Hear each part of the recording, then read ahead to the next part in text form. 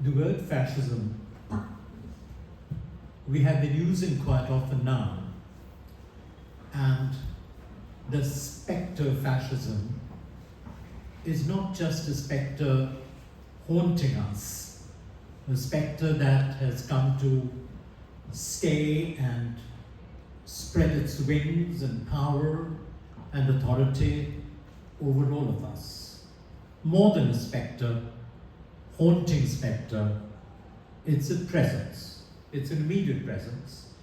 And it's time that we take a look at its history and its inherent dangers, its inherent horrible future possibilities. Maybe it's interesting to begin at the beginning. We associate the beginning of fascism with Mussolini, Benito Mussolini in Italy. In 1919, he sets up his organization, the Fascisti. Very interestingly, he calls it the Fasci dei combattenti, fascists in combat. But more interestingly, the word fascisti comes from a very interesting, an object, a material object, a concrete object, described in the Italian language as fasces. Fasces is an intriguing instrument, an instrument of torture. It's a collection of pieces of heavy, strong wood. You get 4 or 5 of these together, more or less like the batons that the police use in Calcutta to beat up people, but more rounded, stronger, and you get about 4 or 5 of them together, bind them up, and it becomes a single entity. And if you use this to hit somebody, it hurts. If you go on hitting, it kills. To make it more significant and more potent, Benito Mussolini, when he chose this word, this symbol, he wanted to make it more meaningful. So for the party symbol, what he did, he used this bound together collection of wood pieces and put in the binding a small hatchet to make it more effective, and then use this as a base, and on the base he put on a vulture with its wings spread right upon that base. So that is the symbol of the fascist party, with a very, very clear, potent, physically conveyed message. The power, the authority. And when Mussolini organized his party, he chose a number of slogans, or rather words. Mussolini was a wonderful journalist, a very effective journalist, and he used his words, his letters, to convey the spirit of fascism. And when it comes to power, he plasters the cities of Italy over with certain words. Believe, obey, fight. All put together in that order. Believe, obey, fight. Another similar slogan: order, authority, justice. justice significantly comes at the end. When we think in modern terms, in modern democratic, civilized, humanist terms, we bring justice at the beginning. We begin with justice. We have to provide justice to everybody, and how to make it effective, how to make it meaningful, and work for people, to give people justice. But your justice comes at the end. It is order, it is authority, power at the top, and then the order and the authority together, they execute justice. So, very consciously, a journalist who knows his words, who knows how to use his words, even the ordering of the words, and creating symbols of the words, out of the words, bringing the words together, clustering the cities over with these words, you see a mind that is working in a very particular, focused direction. Two more slogans were added once Mussolini came to power, after those initial slogans: believe, obey, fight, order, authority, justice. War is to man as childbirth is to woman. The other one, better to live one day as a lion than 100 years as a sheep. So you can even see a historical logic in the way you begin with the symbol, the vulture, widespread wings on that base of the fascists. Then the first slogans: believe, obey, fight, order, authority, justice. War is to man as childbirth is to woman. To prove your manhood, you have to get into wars. And wars come to be a priority. If not actual wars, you have to prepare for actual wars. You have to get your forces together. You have to get your weapons together. It takes time. But even while the war is not happening, keep war as a motive, keep war on the horizon all the time. So, a spirit of militarism. Right at the beginning, when the fascist party is being organized, for a long while, Mussolini hated the word party, because party stands for a certain kind of organization with an ideology, with a philosophy around a certain principle, right or wrong, good or bad, whatever.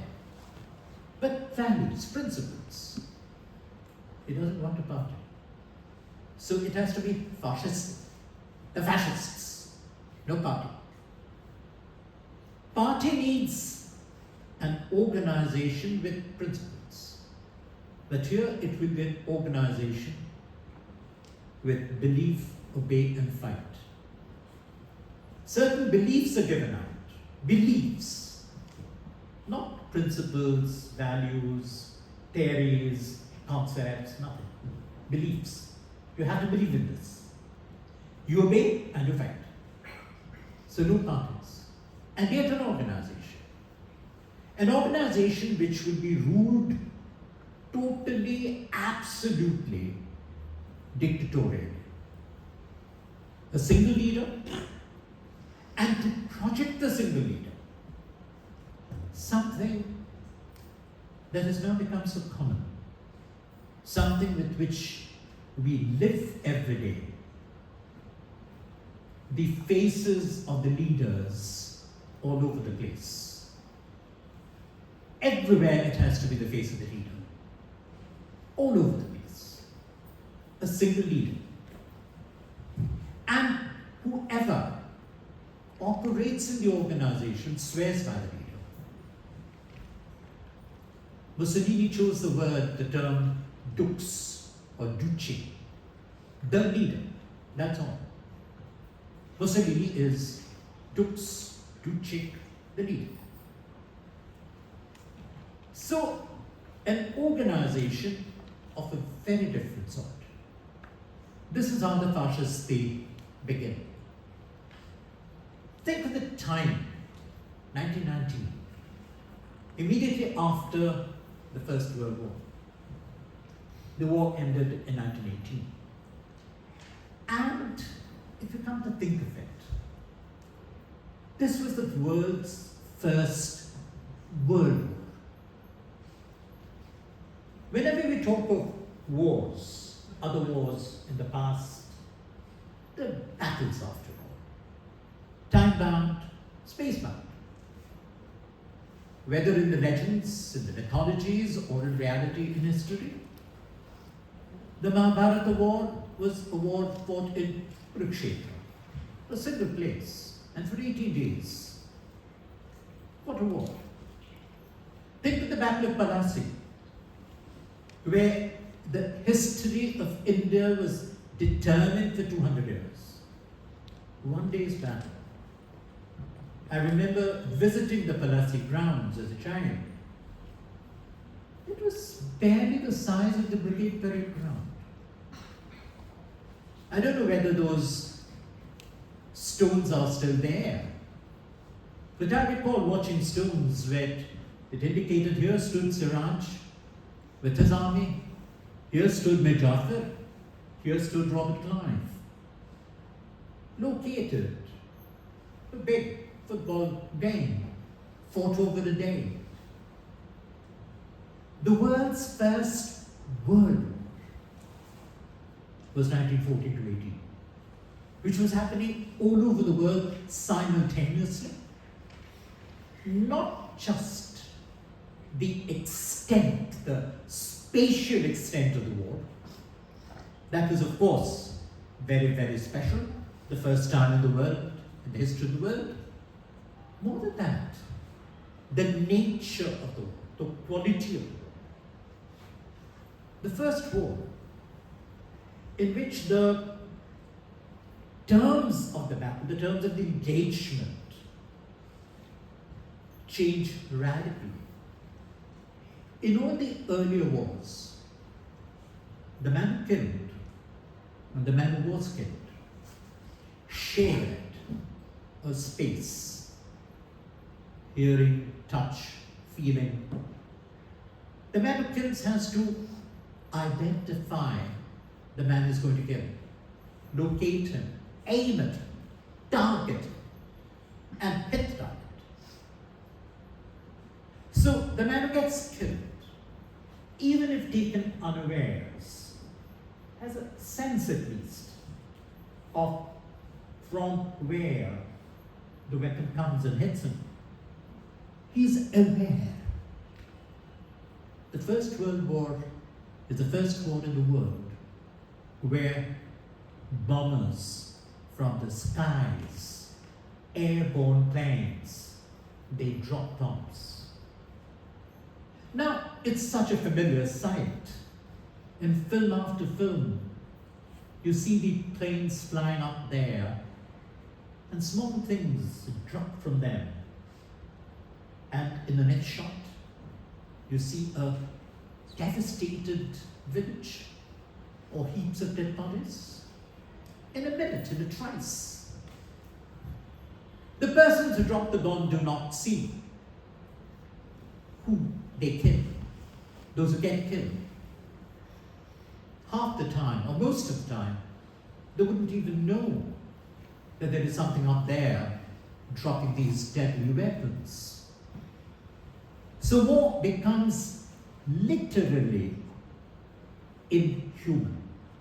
It's no longer human, no longer man against man. It's technology against man. So the nature of the war changes. At another level, all the earlier wars had been fought by trained fighters, soldiers, armies. The spread of the First World War is so enormous that no standing army in any country can fight all those wars and battles spread in different parts of the world. So people are conscripted, forcibly mobilized. The term conscription, the term mobilization, they come into the language for the first time. People who have never thought of fighting, people who have never prepared for fighting, they are compelled to fight. They're forced to fight. So, one of the basic conditions of democracy, trampled over under the demand of the war. Another qualitative change in war.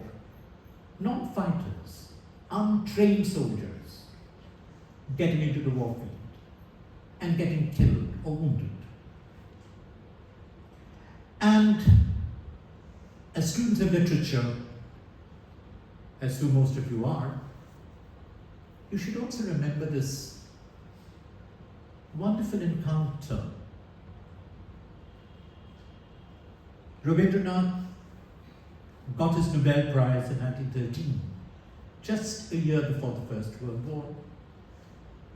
He was in Britain in 1913, meeting W.B. Yeats and making friends. He came back to England in 1920, after the First World War.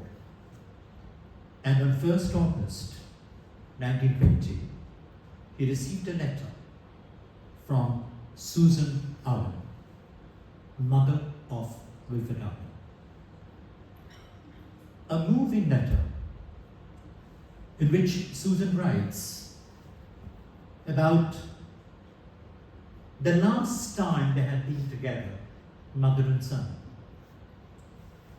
When Wilfred was being sent to France to fight in the French front, and they were in the harbour, and Susan was seen off Wilfred.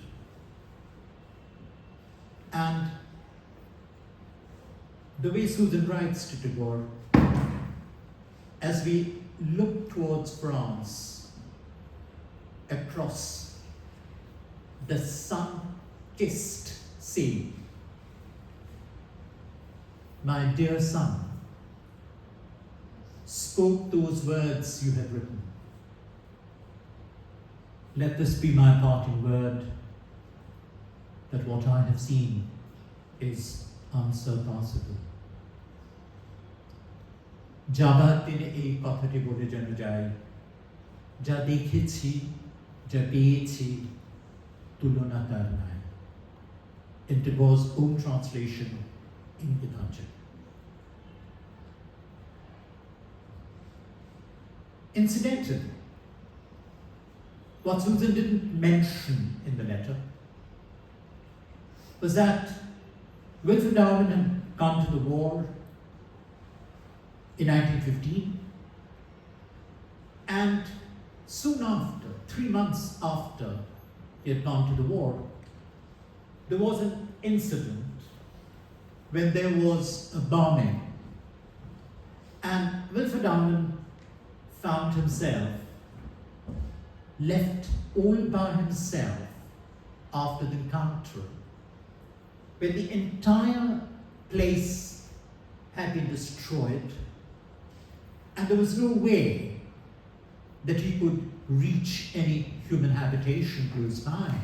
There was no way, everything shattered, broken up, destroyed. And he had to be there, stuck there, for 3 months, watching his fellow soldiers, those who had been wounded, dying one by one. And those who were already dead, their bodies rotting, piece by piece, shattered by this experience, he became a nervous wreck. He had to be hospitalized, and he was cured and sent back to the front. And when he was being sent back to the front, that's when mother and son meet for the last time. The war ended in 1918, and the day peace had been declared, peace had started, it was being celebrated in the small town in which the Owens lived. The church bells were ringing, people were celebrating, and people were expecting the loved ones to come back from the war alive, because till then at least, no news of the death had been reported. And right on that day, at noon, the telegram came telling Wilfred's mother, Susan, that her son had been killed 7 days ago, and not a trace of his body remained. When his belongings were sent back to Susan, the last entry made by Wilfred in his diaries was again that line from Tagore, and Tagore's name spelled underneath. That's what Susan mentions in the letter. And that moving question, will it be asking for too much if I ask you to give me the name of the book in which this poem appears? This is only one of the examples of the many that spelled the First World War. And immediately after the war, the situation in Europe, particularly in Italy, shattered by the war, bombed by the war, devastated. A country which was, before the war, marching towards greater industrial power and authority. Italy is the country of the Fiat, the Olivetti, big names even now. And all of these institutions, their factories, their industrial spaces, had been destroyed in the First World War. Unemployment, terrible unemployment. And the big capitalists have to start from scratch. So that is the beginning, the source of fascism. A large, unemployed, hungry population. Soldiers who had fought in the battle got the taste of war, come to get a kick after the war even. Some of them had brought their weapons back. So a crowd of people, a mass of people, trained in fighting, weapons in hand, trained in violence, trained in killing, without jobs. So you see the slow rise of an incipient violence, the pressures of survival, these coming in. The capitalists reorganizing, remobilizing the resources to make a fresh beginning. So they have to have a force to ensure that they can exploit the workers, employ the least possible number of workers, and exploit them to the bitter end to get the money, to get the profit, the maximum profit. To ensure that, you need toughs, trained toughs, trained in violence, without jobs, and the capitalists are prepared to pay them directly, so that they can keep the workers, the few workers, the minimum number of workers that they can employ, but make them work 16 hours, 20 hours even, and get the most squeeze out all that labor can give. This is the space that Benito Mussolini grabs.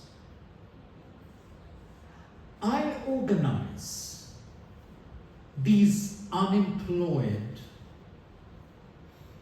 militantly oriented people prepared to fight.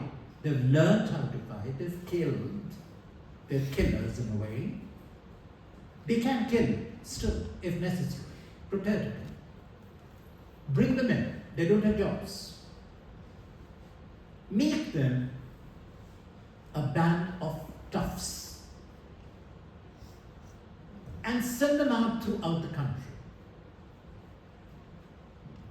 Mussolini organizes not a party, but an organization under dictatorial control, order, discipline, power.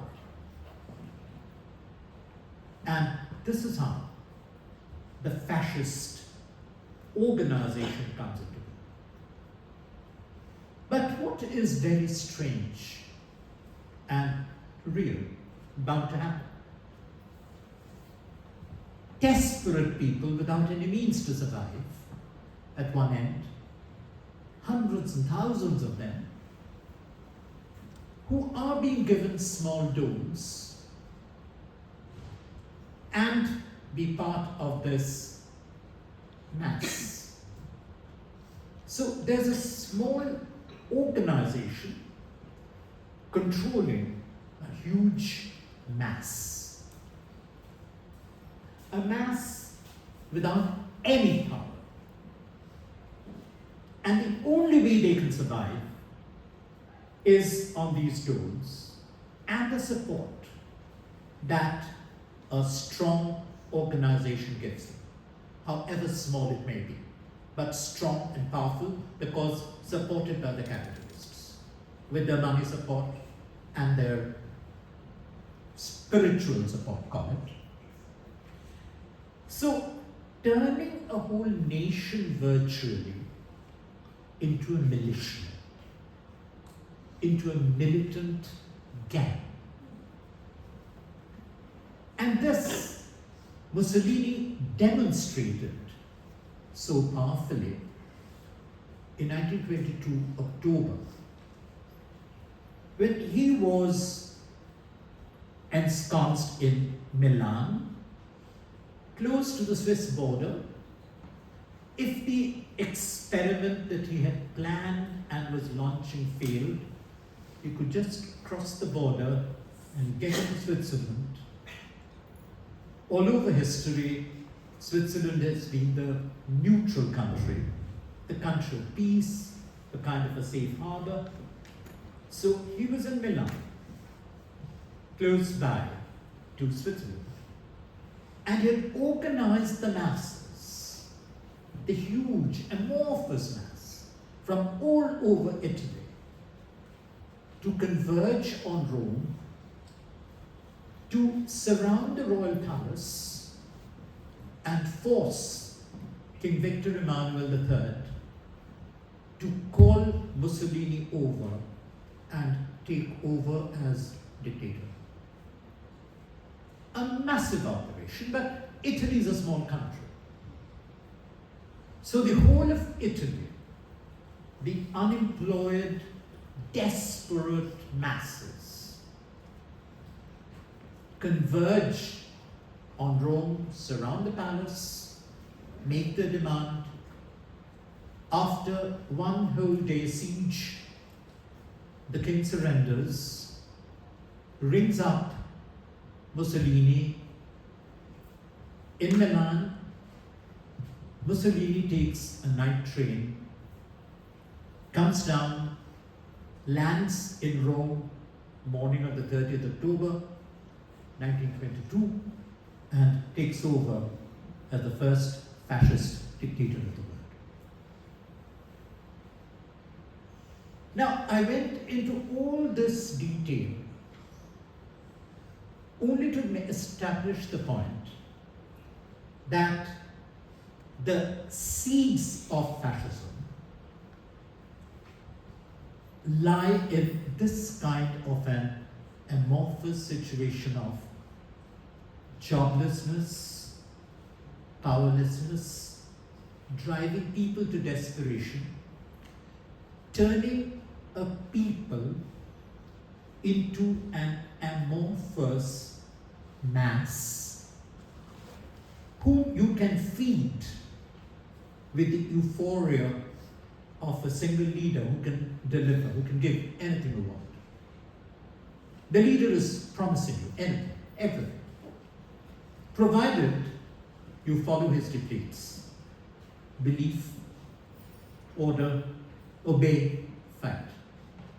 As long as you're there, you will have everything. Driven to this point of desperation, and this is what happened in Italy. In socio-economic terms, we call them the petit bourgeois, people who are poor with very little possession, little power, barely surviving. If those minimal sources of survival are taken away from them, they lose them, they fall into this rut. So, in country after country all over the world, we are seeing a surge of fascism from the same conditions.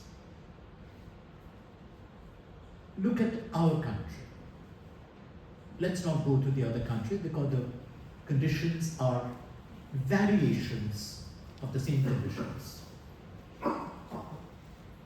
We have a massive peasantry in India, divested of the lands. The land's been taken over but for building, for factories, for mining, left without their lands. Peasants, how do they survive? At the grassroots. They can be corrupted very easily by an amorphous organization. Whenever we read about these corruption cases, village characters, small town characters, holding enormous sums of money, flaunting big houses in the last 3, 4, 5, 6 years, ill-begotten money.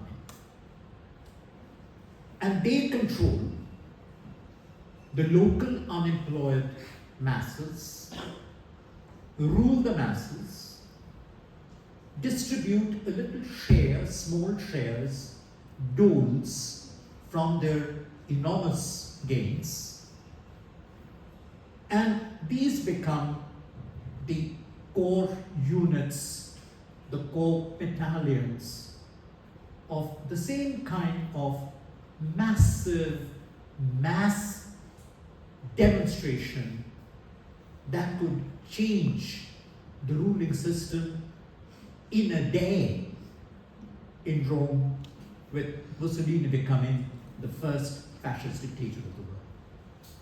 It took just a day. And you can see the same pattern being repeated, the same pattern of politics. Nepal, in a day. Bangladesh, in a day. it becomes a pattern which is being repeated, where power is no longer a matter of democratic thinking, organization, planning, programming, but eruptions. Eruptions that happen because of this devastation, this absolute proletarianization of the masses. A huge part of the population sent over to utter destitution, utter powerlessness. Give them a handle to power, some kind of a power, an explosive power. Throw everything to the winds. So this becomes a pattern. The peasants corrupted by ill-begotten money, to a point, as long as the democratic facade, the democratic superstructure is maintained as a kind of showpiece. The parties are there. So the parties work as these organizations. The same thing happened.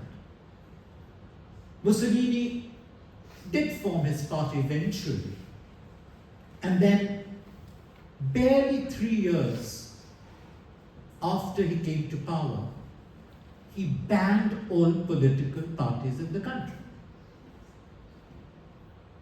But till that time comes, you keep the parties. The parties play, and I give them a space, a sort of a facade of democracy, a farce of a democracy, where every day you can cut pieces of the Constitution, tear away, scramble away parts of the Constitution.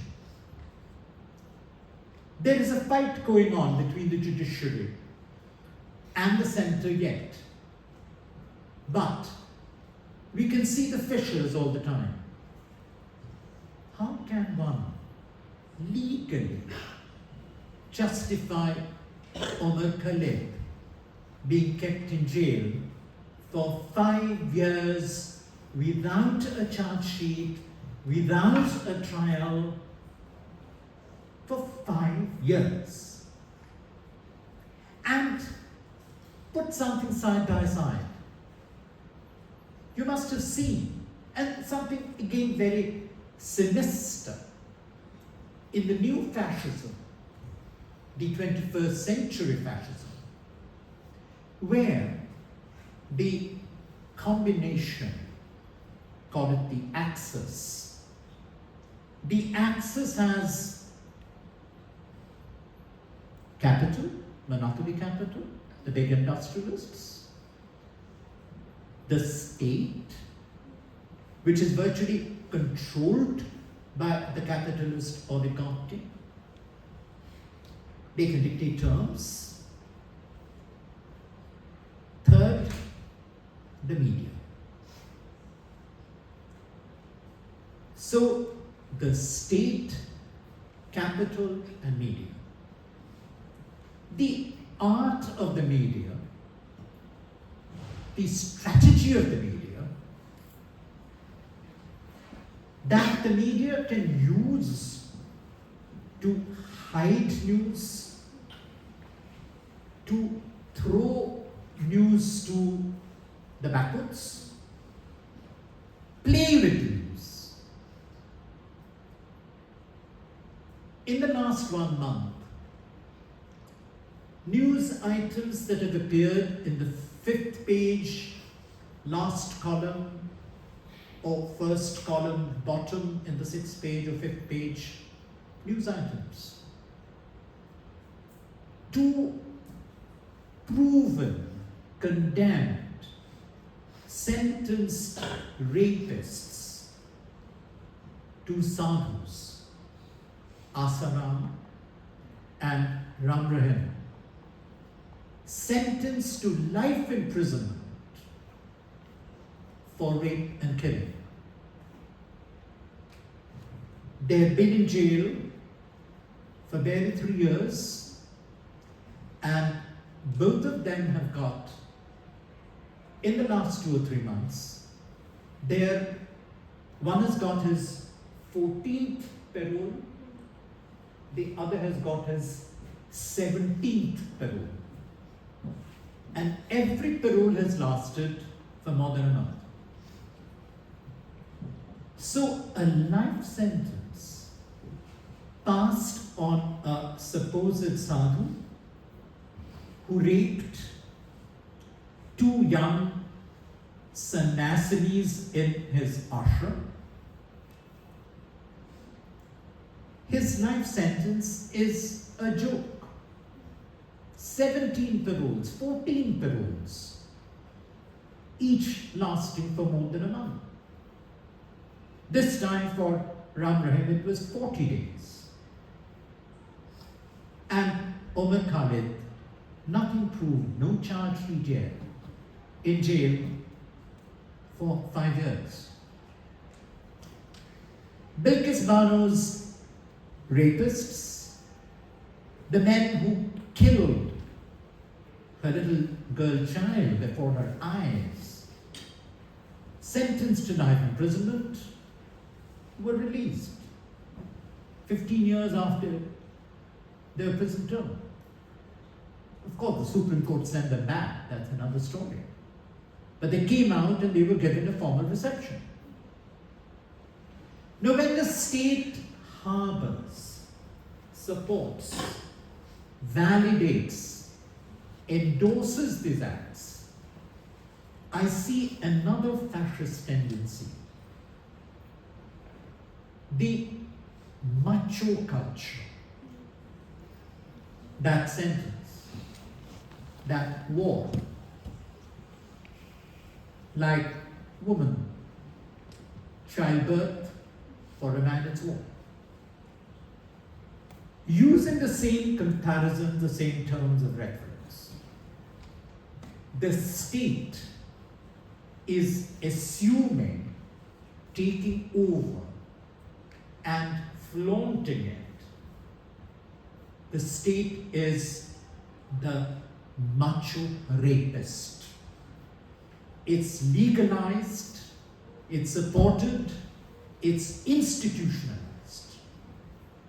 The state takes on the role, the character of the macho rapist, supporting it, endorsing it.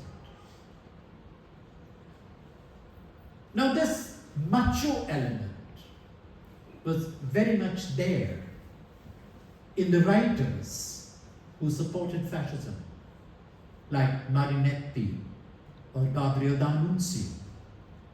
So you see that culture now becoming more institutionalized, more a part of this axis of the state, capital, and media. Much better organized, connected into an axis, which had not been there in Italy or in Germany. And therefore, fascism crashed, fascism failed. But this time, with the rise of the right in different countries, and a very different, stronger, deep-seated, deep-rooted reorientation of fascism. So fascism now is not Italian fascism or the German fascism or the Spanish fascism. It has a different character of its own. But the conditions, the source conditions, they are the same. So the same conditions will throw up. And very significantly, the divisions that are now being created, the enmities. This is a very planned, cultural aggression. Personally, I've been a regular visitor to Manipur from 1973 onwards till 2016. Every year I've been to Manipur, and I've been very closely connected to the great theatre and film resurgence in Manipur over these years. And believe me, in all these years, from 1973 to 2016, I have never come across any bitter clash, any animus between the Kukizos and the Mepinites. Never. I've taught film appreciation classes. I've taken classes in Ratanthiram's theatre palace, I should say. Never. I've been to the Manipur Dance Academy, the Jawaharlal Nehru Manipur Dance Academy, as it was renamed after Nehru's death, where you have, in the same campus, separate independent site schools for all the performative traditions of Manipur. The Naga traditions, the Thanta, the Maidi, the various traditions of the rasa, the different rasas, all of these. And I've had the privilege and the joy of sitting in these classes with Maharaj Kumari Binodini Devi, the favorite disciple of Ram Kinkar, playwright, writer, thinker. In all these years, I've never seen a single instance. There may have been the tensions underneath. No question of denying history. But these communities had created a common culture, a culture in which they could share. Ratan called one of his favorite plays, 9 Hills, 1 Valley. That is Manipur. And all these battles are now over. And between the 9 Hills, where the Nagas and the Kukis and the Zos live, and the Manipur Valley. The Manipur Valley can't sustain itself unless it gets all these fruits and food and resources from these 9 hills around it. And Ratan celebrated it in his play, a great play. So this conscious violation, disruption of the cultural bonds, so that internal tensions break up the possible cultural commonality, and a vicious, explosive, violent mass, without any ideology, without any values, a mass seeking survival and power by whatsoever means they may be. That is the face of fascism. Now, stop here. I'm open to questions.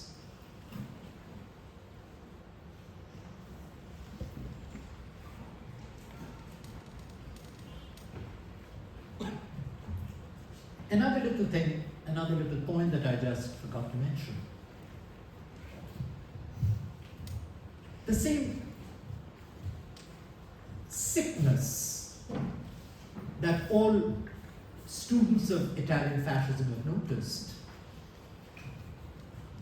is the people who came back from the First World War, the survivors of the war, the Italian survivors, who had got the taste of battle, taste of violence, and then left powerless, without a job, without food, without sustenance.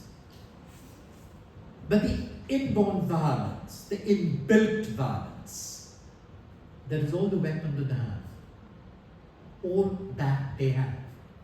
So if they can use it on a weaker person and get something out of that, so that generates this sickness of violence. You can see how this sickness of violence can be institutionalized. Where when you can't give proper jobs to people, you make them civic volunteers. You give them small money, no security of a job or anything, but you train them to fight, to hit, to wound. You give them that training. So you train them in violence, you give them a pretense of power. They can beat up somebody, they can drag somebody in. Similarly, the Agniveers. Train them militarily, but you have just 4 years, and then you're left on your own. Fend for yourself. So you are creating these potential fascists. You're training them to be fascists, giving them the military power, equipping them militarily, and then leaving them on their own. And the media will always thrust it into the inner pages, but you must have noticed, and you can trace and keep a track on civic volunteers getting arrested for a rape case here, a beating up of people there, a gang war there, same with Agniveers. And when these civic volunteers and Agniveers and various variants of these species, when they further circulate, further carry through the whole country, you can see fascism being born and being fed.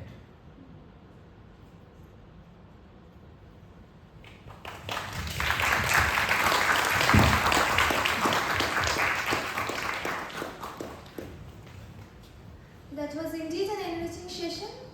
Now, with the speaker's permission, we invite your questions. Given the short time limit, we request you to ensure that the questions are brief, precise, and related to today's discussion.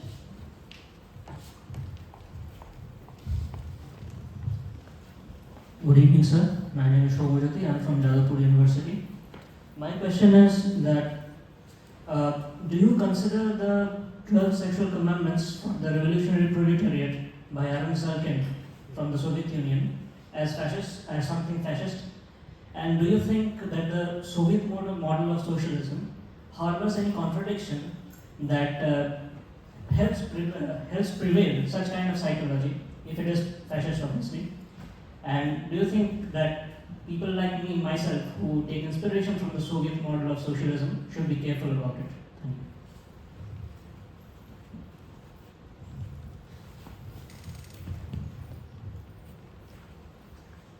Now, one thing is very clear, that the Soviet experiment, which has been so inspiring to our generation and following generations also, has been a failure.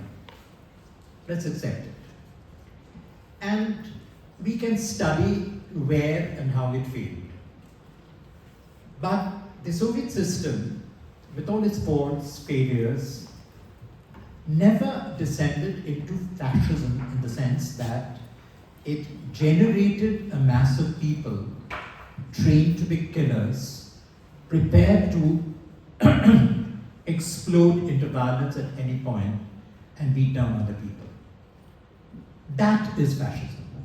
where a mass takes on violence, and a mass hits out, beats out, destroys. The Soviet Union was a state where a strong power base had stifled and completely, at one point, suppressed opposition, democratic opposition, of course. No doubt about that, no question about that. Various factors have gone into that, we're not going into that. But this reality nobody can deny. The democracy was stifled, democracy was suppressed, and in that situation, obviously, another thing that has also to be considered, that if you study the Soviet experience closely enough, you also have to look into the global implications, the global forces that were impinging on the Soviet Union. The whole world, the capitalist world, the imperialist world, was challenged by the Soviet experiment, and they were bent in all possible ways to destroy that possibility. They can't destroy the Soviet Union, but it was more important to destroy the Soviet dream, the Soviet vision. So there was tremendous pressure, economic pressure, other pressures, even intelligence, Western European intelligence, penetrating the Russian system at every corner. So all these factors went into the making of the crisis. But the Soviet experience, you can't relate to fascism in any way whatsoever. There was no mass that went on destroying things, that went on killing other people. Did it happen? No. However, the psychology remained at some point. It was not a fascist psychology. It's a different kind of psychology. Okay. Of course, it's a psychology of dominance, power, authoritarianism, of course, but not fascism. An unbridled mass. Take away their sensibilities, take away their thoughts. Even the concerted attempt, the concerted, planned way to destroy the seeds of education, to obliterate history, so that the minds are engineered into fascism, into total submission to order. Nothing of this has happened in the Soviet Union. It's a different case.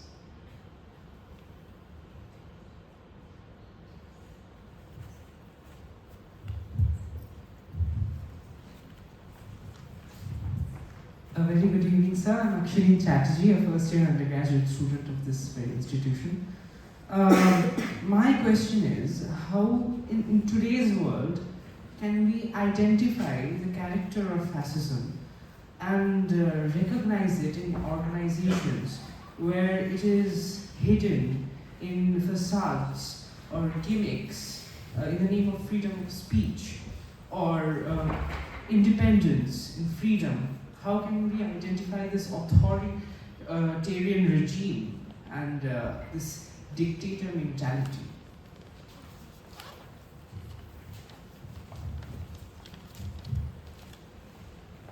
Now, I mentioned some of the signs of a growing trend towards fascism, and at different levels and very consciously being maneuvered. For example, in the case of education, the whole assault against a historical culture. As students, you know how historians have worked over generations with all the debates, looking at history again and again, reshuffling, recreating, and now wiping away the evidence taking them away from the textbooks at the school level. So you are being given, children are being given in the schools, a completely wrong history. A history which is no history at all. So training minds, destroying minds, the understanding of the mind, the intelligence of the minds, these are being crippled. These are being engineered strongly, consciously, to create that kind of a mass, an unthinking mass. Who will you be? And step by step, the assault on the Constitution.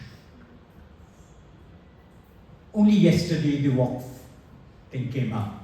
The Supreme Court has taken a stand.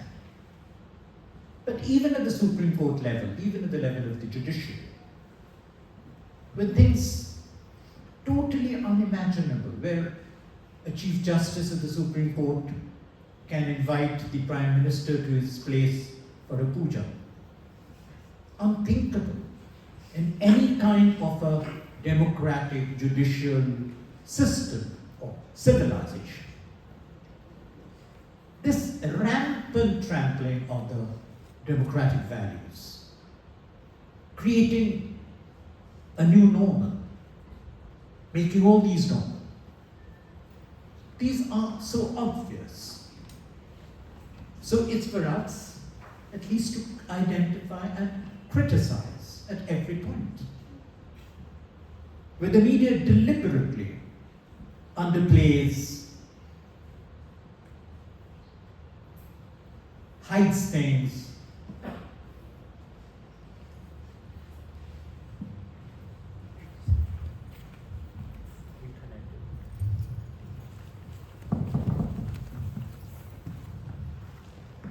So I'm Shorno from St. Xavier's College.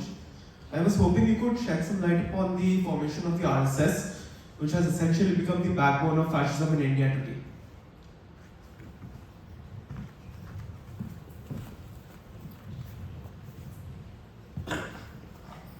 Very rightly pointed out, thank you. And it's very interesting that RSS is 100 years old, and Italian fascism is also virtually 100 years old. And right from the beginning, I don't have direct evidence because I haven't cared to read the RSS literature, but we should start reading them seriously. I'm sure that Savarkar must have been inspired by Mussolini, because the pattern, say, one of the first things that Mussolini does right at the beginning, in 1919 itself, that the moment he creates his Fascisti, the party, with the symbol, with the sign, with certain principles, slogans, all in place, very, very systematically, he gives a uniform, the black shirts. Similarly, the RSS also, the RSS garb of the shorts and the bush shirts, right from the beginning. Make them a uniform. So turn a commonality into a militia. And the training, the physical training, emphasis on the macho, no women anywhere around, completely made and macho. That's the principle of RSS. So somebody should explore, and I'm quite sure that he must have taken his inspiration directly from Mussolini. Because around Mussolini also, as I said, people like Marinetti and Gabriel D'Annunzio, even Croce to a certain point, force, power, nationality, nationalism, all these things, they come together.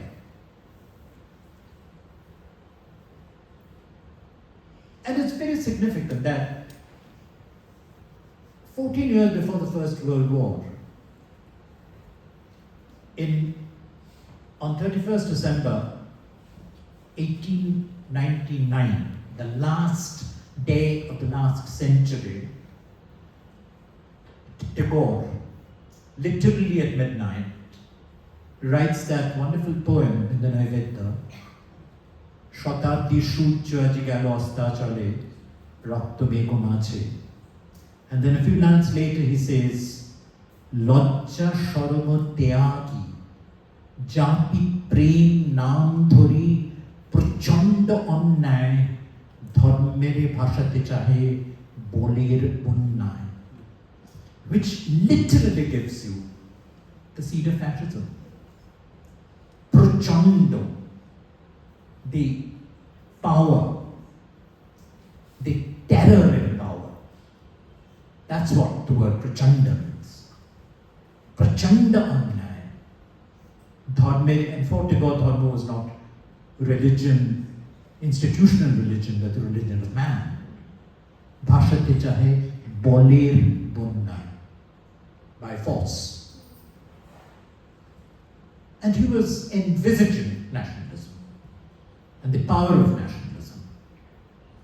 And you probably know that when the war started in 1914, in the second year itself, in 1915, Tagore writes the 4 essays on nationalism. And he goes to China and Japan, already embroiled in the war, and condemns nationalism, becomes unpopular. In 1916, he insists that the nationalism lecture should come out. Macmillan, his English publishers, had made quite a big profit out of his Gitanjali, which they published and which got the Nobel Prize immediately. And they had already published Sadhana and Personality by then. But they were wary about it and they wouldn't publish nationalism. He insisted. And when they came to publish it, they agreed ultimately on his insistence. We have evidence in correspondence.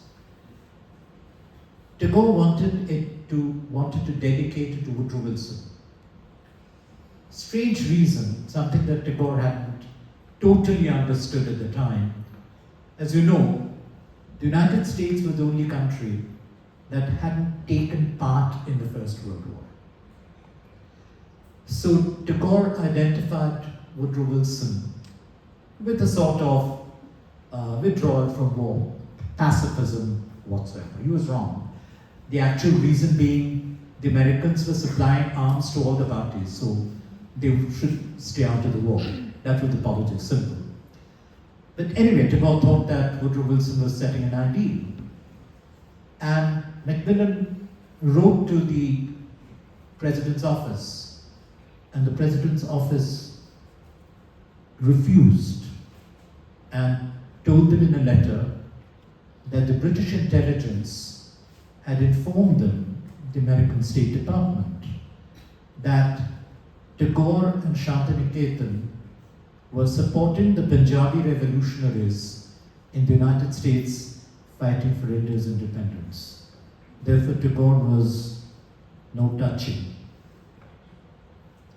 And then, of course, dedicated it to Hellkelburst. So, and when he published the book Nationalism, it's very strange, I don't know why. There's a new edition now available because it's now out of copyright. I think published by some Indian publisher, and it has an introduction by Ramchandra Guha. But what it doesn't have is when it came out in the Macmillan edition, Tagore did a translation of the Naivedya poems, not just that poem, but the whole sequence of 6 poems, and called it The Sunset of the Century. And in a brackets, he wrote, written on the last day of the last century. He underscored it, and he added it.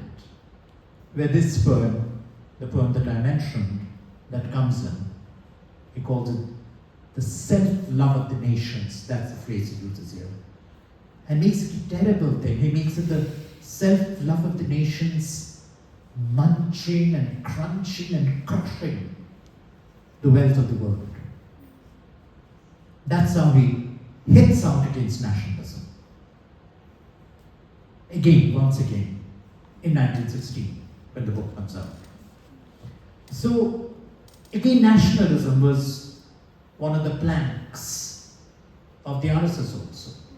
And that has now been revived in a much bigger, much more ambitious and magnified manner.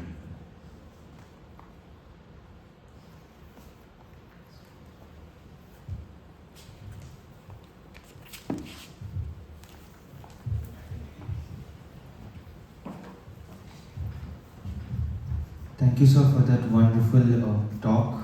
I'm Akash. I'm from Presidency University. I'm in the third year of my undergraduate. So the question is sort of related to what the previous question was, but I'll focus on a niche area, especially the last part of it about the new fascism and the new right. So my point of it is the current right is sort of a religious framework to sort of establish and blind its followers into blindly having allegiance to it. Now you've equated it with that of neo-fascism, and then you've also talked about how it is sort of ideology-less. But can we really say that the new right has no ideology? Because the misconstrued form of an ideology, or of a twisted form of an ideology itself is sort of an ideological framework, isn't it? I mean, I won't really consider it that, but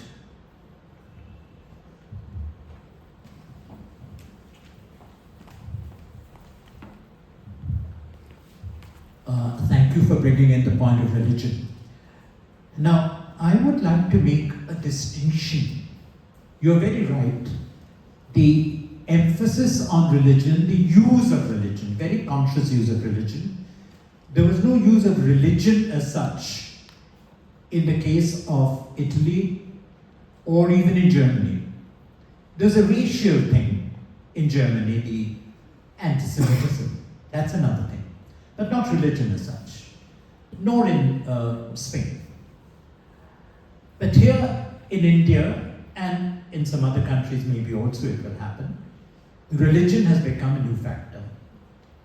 Now I would make this distinction that ideology allows you for a larger philosophical framework. So ideology implies a thought process, a thought space. Ideology is a thought space where thoughts develop, burgeon, clash, contradict. There is a playground of thoughts in ideology. Religion does not allow you that, and religion falls into the fascist mode more easily. And that's why I mentioned that Mussolini's slogan, belief, obey. The first word is belief. In that case, not religion. He doesn't need religion. He needs war, he needs nation. But in India particularly, and as religion is brought in, and I insist that it's not ideology, because ideology always gives you this space of thought, arguing, thinking, but religion is belief. So it's more fascistic, the imposition of religion and the use of religion, and not as ideology, but as a stern, rigid belief. And a belief that can be murderous. You turn it against the other religion. The othering gets to have another energy from religion. You have a religious sanction for killing somebody who believes in another religion. It gives you that allowance. It gives you that endorsement. So religion becomes a very, very special fascistic force, a fascistic weapon, which is distinctive to India at the present moment. It will be a model for other countries maybe later.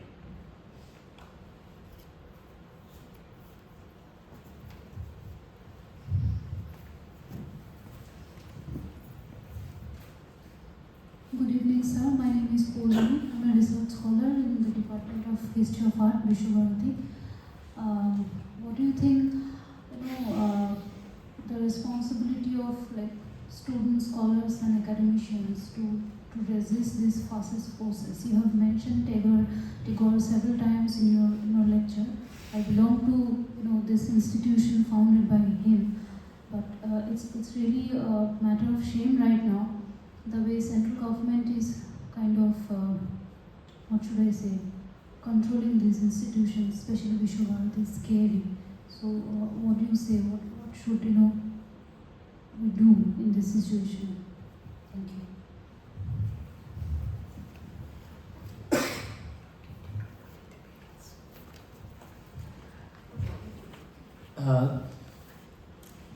Now, something that there is no ready-made answer to this kind of thing, but something that I find very significant, and I have been speaking about this on various occasions in different places, that between the two world wars, there was a whole resurgence in painting.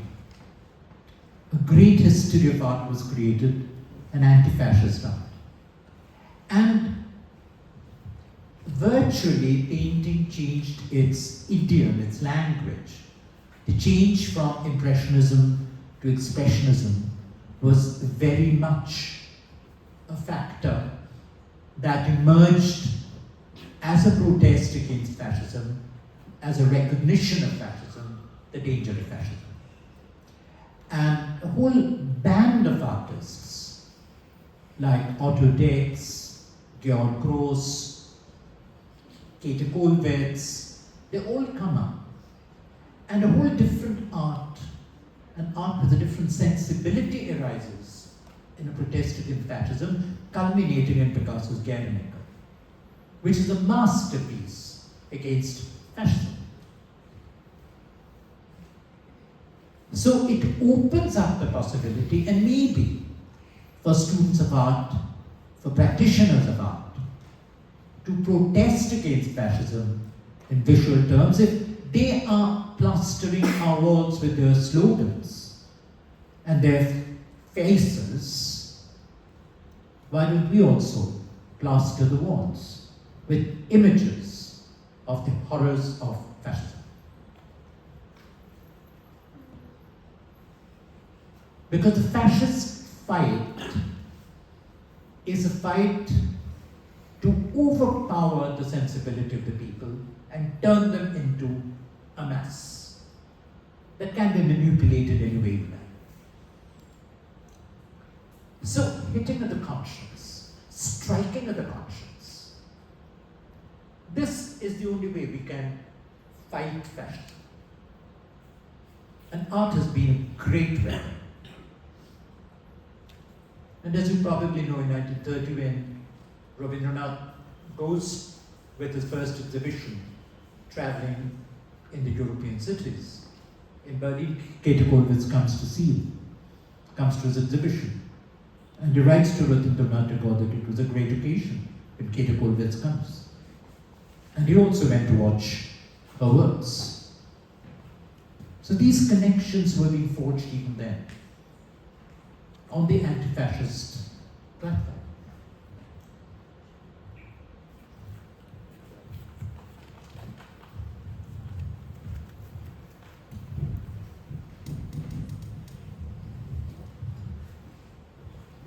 Good evening, sir. I'm Ankita from Loreto College. I'm doing my master's. My question is, we have been talking about manufacturing consent and how art, like she said, that it helps. So in my question is, Bollywood is also like a mainstream platform where the ideologies are being mass marketed. And this is basically happening in cases of mainstream movies where the main actors are aligned with BJP or the political parties, and the storylines clearly show the marginalization of the northeastern conflicts, whereas also painting the countries of Pakistan and Bangladesh as the other figures. So how is this going to be,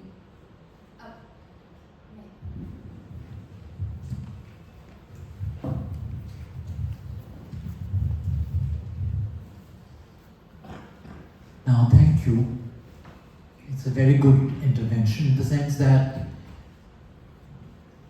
cinema, again, is a great popular instrument. Its reach has been tremendous. So, just as the state, under the control of monopoly capital, controls the media, literally the media is bought up. The media is owned by the big capitalists now, most of the newspapers. So is the cinema.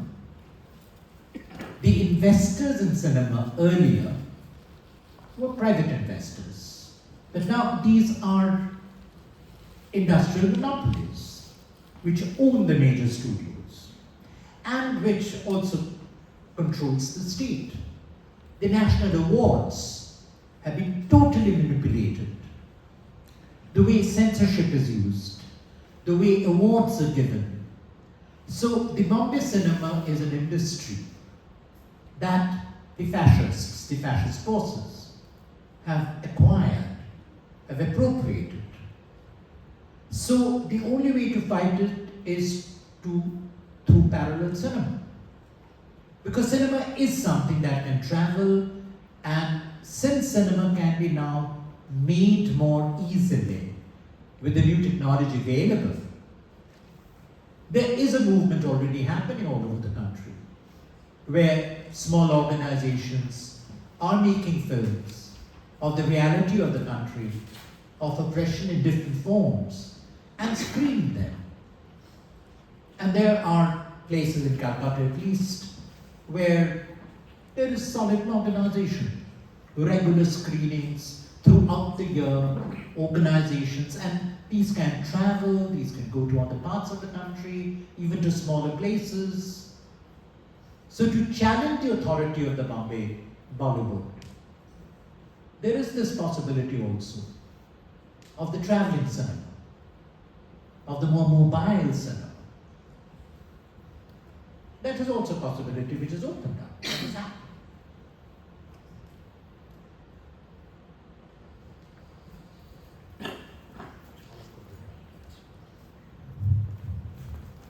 No, she first. Then. Thank you, sir, for the wonderful talk.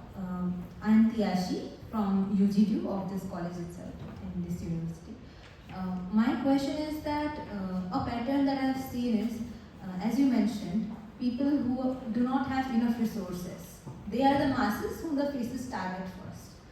But the pattern I am seeing is, suppose that is possible mostly in developing countries or underdeveloped countries. But in countries like America or even in India, like people who have jobs, they are well educated, especially like maybe from science or commerce backgrounds, and they have like huge packages. They are turning and subscribing to this ideology like voluntarily. So what is the reason behind it? The reason is that if the state takes on a fascistic stance, then for security, those who have the money, those who have the possession, for them it's security. So whatever the masses do will be protected by the state, because the state is controlling the masses. And there's a sense of security because if there is a protest, then, and the same thing happened there, where the rich funds the fascist sources at the source. So they get their protection. But the danger is, the risk is, which these people who are joining the bandwagon don't realize, that say in a situation like what happens in Nepal or what happened in Bangladesh, when violence erupts, the state will withdraw and the state will play safe. So they will fall into the rout. But they have to learn the lessons. In Nepal at least they have learned the lesson because there was a class that was moving towards that direction. And they've also paid their price.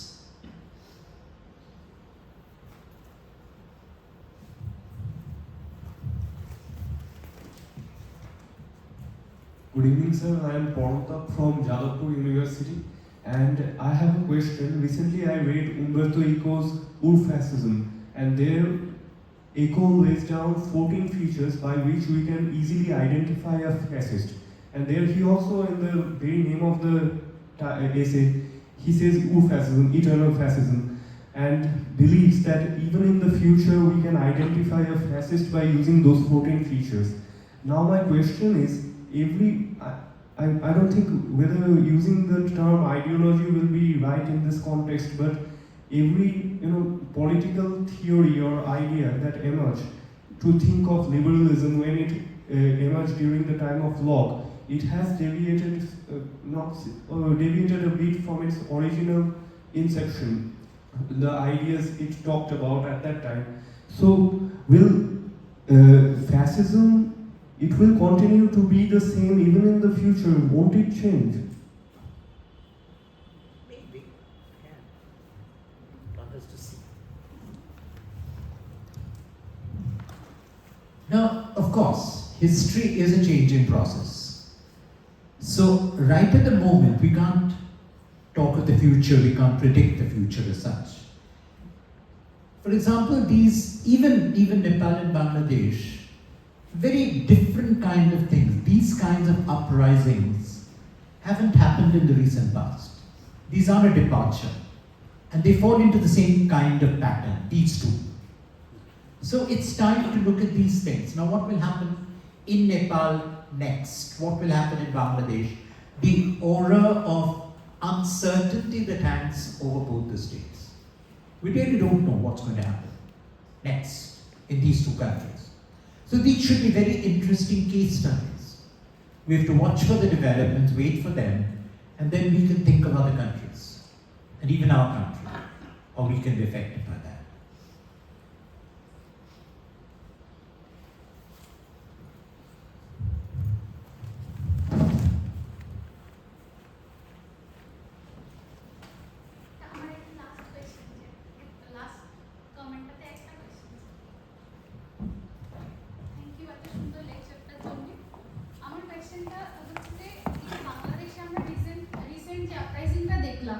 এবং নেপালেও দেখলাম, কিন্তু নেপালে তো already এখন election announce হয়ে গেছে।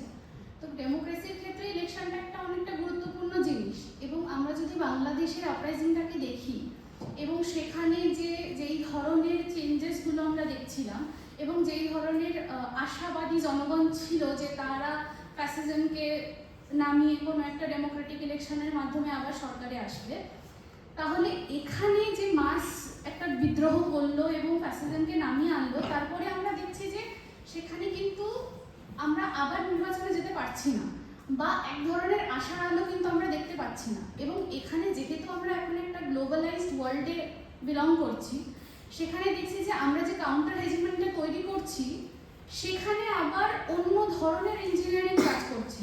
তো আমরা ফ্যাসিজমকে রুখতে গিয়ে আবার নতুন ধরনের ফ্যাসিজমের আন্ডারে পড়ছি হয়তো। আপনি এক্ষেত্রে কি মনে করছেন, এবং এক্ষেত্রে কাউন্টার রেজিমেন্টটা কিভাবে তৈরি হবে, বা মাসেস কিভাবে সতর্ক থাকবে? Thank you so much.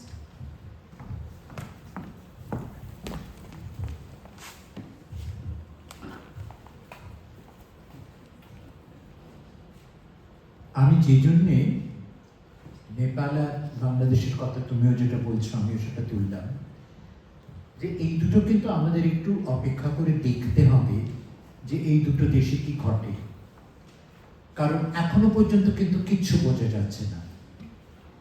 নির্বাচন ঘোষণা হচ্ছে, কিন্তু বাংলাদেশেও যেরকম নির্বাচনের তারিখটা কিন্তু এদিক ওদিক করছে, খুব নির্দিষ্ট নয়। নেপালেও বলা হচ্ছে, কিন্তু কতটা হবে জানি না। আচ্ছা, দুটো জায়গাতে কিন্তু সেনার সৈন্যবাহিনীর কিন্তু খুব একটা বড় ভূমিকা থেকে যাচ্ছে, এবং সৈন্যবাহিনী থাকার, সৈন্যবাহিনীর হাতে ক্ষমতা থাকার এবং সৈন্যবাহিনীর সঙ্গে রাষ্ট্রের সম্পর্কটা কি, এটাও কিন্তু একটা অন্যরকম জটিলতার জায়গায় গিয়ে পৌঁছচ্ছে নেপাল এবং বাংলাদেশে। আগে যেখানে দেখা গেছে যে সৈন্যবাহিনী খুব সহজেই কিন্তু ফ্যাসিস্ট শক্তির সঙ্গে, ফ্যাসিস্ট রাষ্ট্র শক্তির সঙ্গে একীভূত হয়ে গেছে। বিশেষ করে স্পেনের ক্ষেত্রে যেটা দেখা যায় যে স্পেনে কিন্তু সরাসরি সেনাবাহিনী থেকে ফ্রাঙ্কো উঠে আসে এবং সেনাবাহিনী এবং রাষ্ট্র একাকার হয়ে যায়। কিন্তু সেনাবাহিনী এবং রাষ্ট্রের সম্পর্ক এইভাবে সেনাবাহিনী সম্পূর্ণ নিয়ে নিয়েছে, ঘটনা ঘটেছে, আবার রাষ্ট্র ফিরে এসেছে। মধ্যপ্রাচ্যের, আফ্রিকার অনেকগুলো দেশে এই ঘটনাটা আমরা দেখেছি। তাই এখনো কিন্তু আমাদের কাছে স্পষ্ট নয় যে সেনাবাহিনী এবং রাষ্ট্র এই দুটো সম্পর্কটা কি হবে। তার উপরে কিন্তু নেপাল এবং বাংলাদেশ দুটোরই অনিশ্চয়তা দাঁড়িয়ে আছে, কারণ দুটো জায়গাতেই ক্ষমতাটা এখন কিন্তু সেনাবাহিনীর হাতে, মানে কোনো রাষ্ট্রশক্তি নেই, কার্যত তারাই চালনা করছে। এবং এটা অনেকগুলো দেশেই দেখা গেছে এর আগে, যেখানে সেনাবাহিনী পুরো শাসনটা নিয়ে নিয়েছে, তারপরে আবার রাষ্ট্রকে সেটা জায়গা ছেড়ে দিয়েছে। এখানে ছেড়ে দেবে কি দেবে না এখনো কিন্তু স্পষ্ট নয়।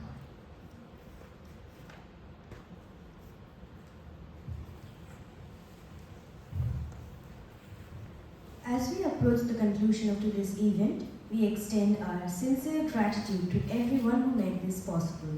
We hope that this discussion has added a new